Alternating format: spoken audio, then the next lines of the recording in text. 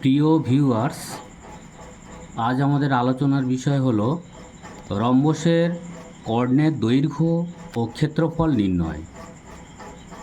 প্রথমে আমরা ABCD একটি রম্বস এঁকে নেব।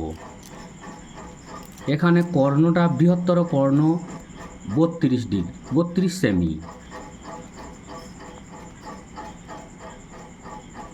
পরিসীমা দেয়া আছে 80 সেমি।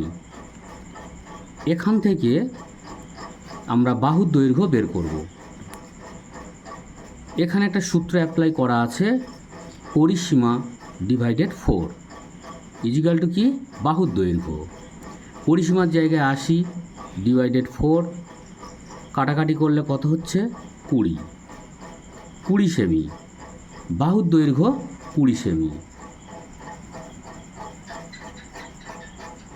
পরে সমকোণী ত্রিভুজের যে কোনো বাহু বের করার সূত্র অতিভুজ স্কোয়ার ইজিক্যাল টু ভূমি স্কোয়ার প্লাস লম্ব স্কোয়ার। যেহেতু এই চিত্রে বি ও এ একটি সমকোণী ত্রিভুজ, ও কোণ সমকোণ, A O 16 cm, B A 20 cm. অতএব B O equal to √20 square minus 16 square.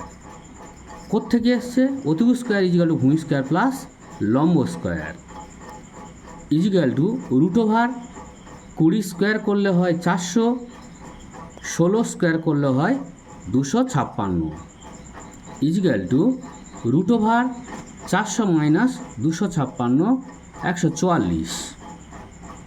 144-এর বর্গমূল কত হয়, 12।